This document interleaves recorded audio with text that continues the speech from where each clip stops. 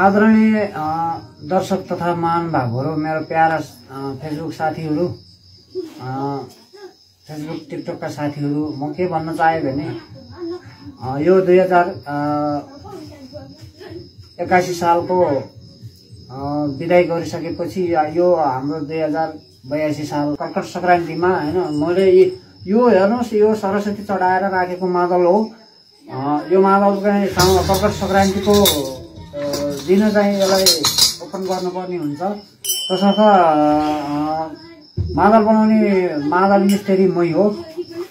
मैले विगत 22 वर्षदेखि नै मैले मादल बनाउँदै आइराखेको छु। 22 वर्ष करिब भयो। र मेरो चाहिँ एउटा निवेदन के छ भने अब नयाँ वर्ष साथसाथै अब चाडबाडहरू पनि आउने क्रम जारी छ। अब आउँदैछ हैन, दसैँ तिहार जस्ता महत्त्वपूर्ण चाडहरू आउँदैछ। मादल बनाउन आउनु होला, किन्न आउनु होला। हेर्नुस् यो चाहिँ अब मादल पोरो बनाएको मादल अझैसम्म जसका तस छ हेर्नुस् सक्नुहुन्छ। यो हेर्नुस्, यो मादल हैन, यो अझै पहिलानैसित चाहिँ यो अनि यो हेर्नुस् जस्ताको तस्तै अझै झ्याउरे मादल किन्न चाहनुहुन्छ भने यो छ हैन। झ्याउरे हेर्नुस्, लहर लाग्दो बजाउ लाग्ने मादल छ। अनि यो मेरो छोरा हो, अनि यसले पनि सपोर्ट गरिराखेको छ। ल हामी बजाएर यो मादल चाहिँ बजाउन चाहन्छौँ है। मैले बाँसुरी पनि बजाउँछु, यस्तो बाँसुरी पनि बजाउँछु, मुरली पनि बजाउँछु, अर्थात् मादल पनि बजाउँछु।